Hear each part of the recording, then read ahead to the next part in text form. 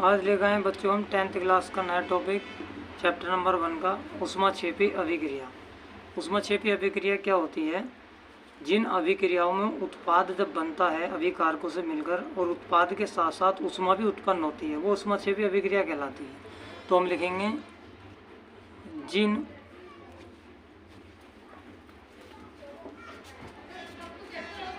अभिक्रिया में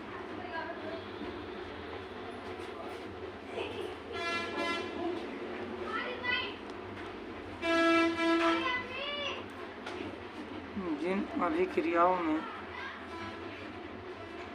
उत्पाद के साथ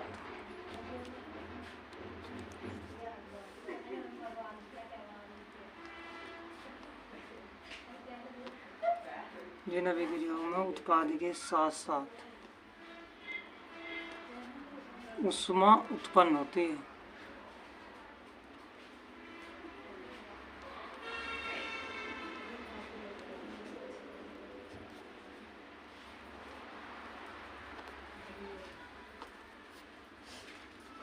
उन्हें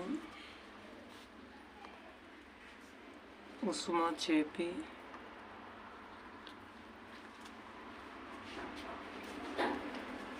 अभिक्रियाएं कहते हैं।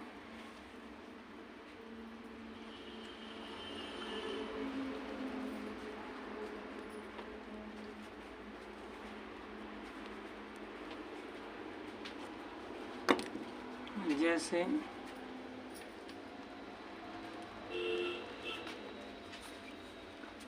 मेथेन आपका CH4 ये क्रिया करेगा ऑक्सीजन से, तो यहाँ पे क्या बनेगा? कार्बन डाइऑक्साइड, यहाँ से C ले लेंगे और यहाँ से O2 ले लेंगे, तो ये बन जाएगा आपका कार्बन डाइऑक्साइड।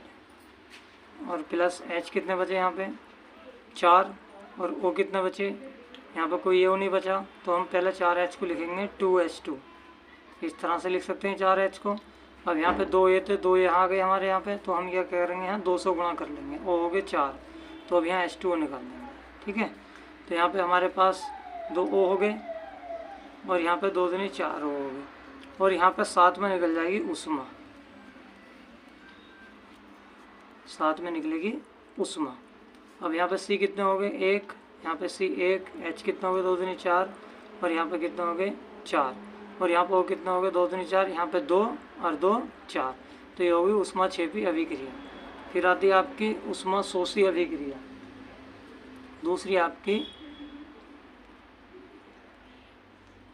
ऊष्माशोषी अभिक्रिया।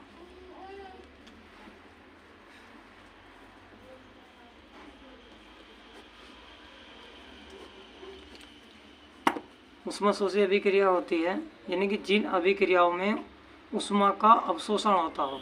हम लिखेंगे जिन अभिक्रियाओं में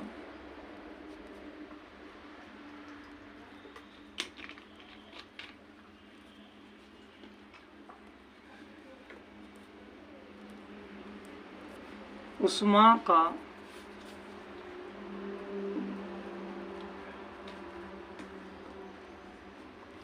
अवशोषण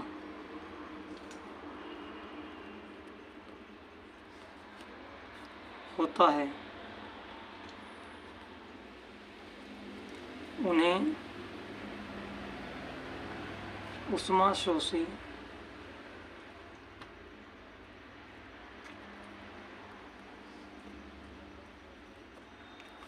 अभिक्रियाएं कहते हैं।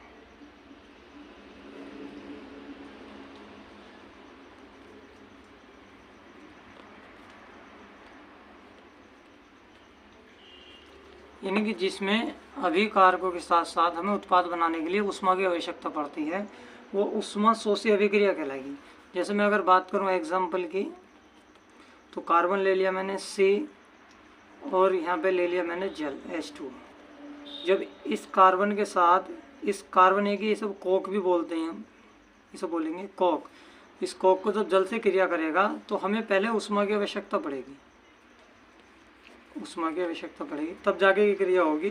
तो यहाँ C ऑक्सीजन से क्रिया कर लेगा तो आ जाएगा CO कार्बन मोनोऑक्साइड, और ये H2 आपका ऐसे ही बचेगा, हाइड्रोजन गैस।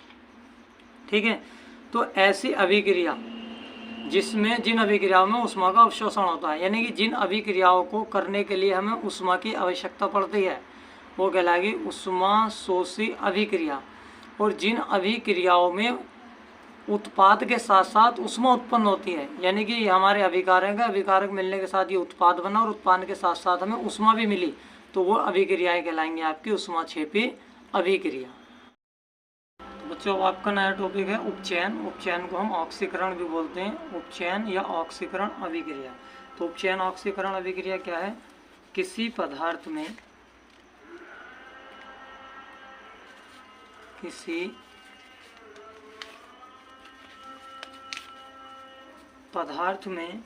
ऑक्सीजन का जुड़ना, ऑक्सीजन का जुड़ना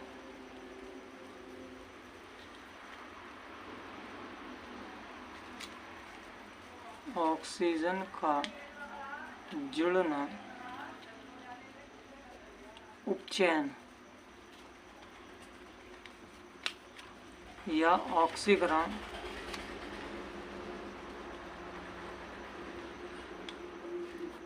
कहलाता है। तो ऑक्सीकरण उपचयन क्या होता है? किसी पदार्थ में ऑक्सीजन का जुड़ना उपचयन या ऑक्सीकरण कहलाता है। जैसा आपका एग्जाम्पल में बताऊं उपचयन या ऑक्सीकरण का, आपके पास कार्बन है, एक अभिकारक कार्बन है और एक आपका O2 है। जब ये आपस में क्रिया करेंगे तो यहाँ पे बन जाएगा CO2। तो यहाँ पे इस यौगिक में या इस पदार्थ में ये ऑक्सीजन इस कार्बन के साथ जुड़ा। तो जब किसी रासायनिक अभिक्रिया में किसी पदार्थ में कोई ऑक्सीजन जुड़ता है तो वो ऑक्सीजन अभिक्रिया कहलाती है।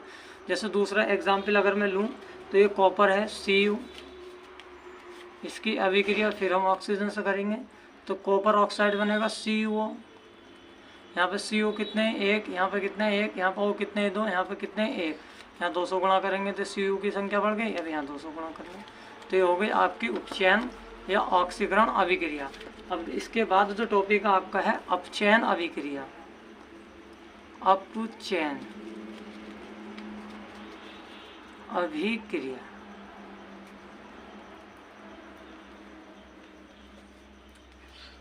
तो अपचयन अभिक्रिया में क्या है?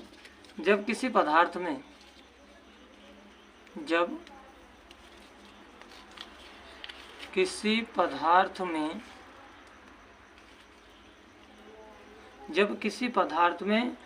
ऑक्सीजन की या हाइड्रोजन की वृद्धि, ऑक्सीजन की कमी, जब किसी पदार्थ में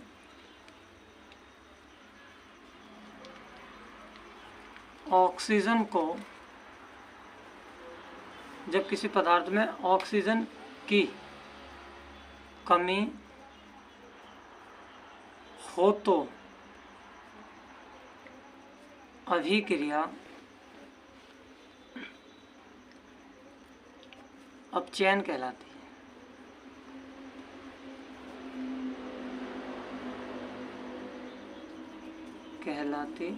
है।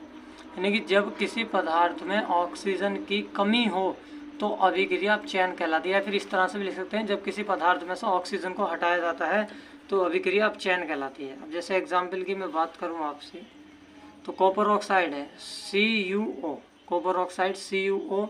अब इसकी अभिक्रिया करेंगे हम हाइड्रोजन के साथ। तो देखो कॉपर ऑक्साइड क्या है? कॉपर से इस ऑक्साइड से ये कॉपर हट जाएगा, ये आ जाएगा CuO, केवल Cu। और ये जो O है वो O इसमें आकर के जुड़ जाएगा तो ये जल बन जाएगा आपका H2। तो देखो यहाँ पर कॉपर ऑक्साइड के साथ ऑक्सीजन था और जब हमने अभिक्रिया हाइड्रोजन के साथ करी तो जब हमारा जो उत्पाद बना तो वो कॉपर से ऑक्सीजन को हटा दिया गया। क्या कर दिया गया? हटा दिया गया। तो जब किसी पदार्थ में ऑक्सीजन की कमी होती है तो यहाँ पर कॉपर ऑक्साइड के साथ ऑक्सीजन था, यहाँ पर कॉपर के साथ ऑक्सीजन को हटा दिया तो कॉपर की कमी, ऑक्सीजन की कमी हुई कि नहीं हुई? तो यही आपकी अभिक्रिया कहलाएगी उपचयन अभिक्रिया। एक एग्जाम्पल और देता हूँ मैं आपको। जैसे आपने ले लिया CO2, ठीक, इसकी हम अभिक्रिया करेंगे तो देखो यहाँ से कार्बन का ऐसे ही बच जाएगा और प्लस O2 इस कार्बन से हट जाएगा। तो यहाँ पे कार्बन के इस यौगिक के साथ ऑक्सीजन था और यहाँ पे इससे हटा दिया गया तो ये जितने भी अभिक्रियाएं हैं आपकी, ये कहलाएंगे अपचयन अभिक्रिया। इससे आगे अभिक्रिया है आपकी रेडॉक्स अभिक्रिया जिसे बोलते हैं। रेडॉक्स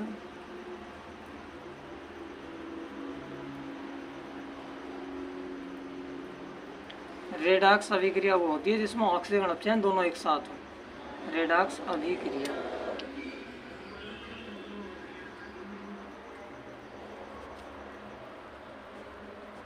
तो रेडॉक्स अभिक्रिया क्या होगी?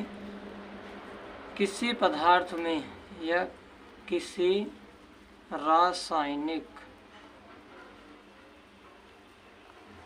समीकरण में उपचयन को ऑक्सीकरण भी बोल सकते हैं, उपचयन तथा अपचयन दोनों एक साथ होती हैं। रेडॉक्स अभिक्रिया कहलाती हैं।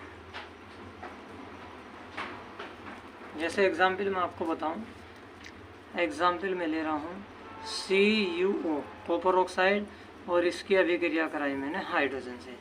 जब हाइड्रोजन से अभिक्रिया कराई, जब हमने इसके साथ इसको गर्म किया तो यहाँ से कॉपर बचा और ये ऑक्सीजन इससे क्रिया कर लेगा, तो H2O।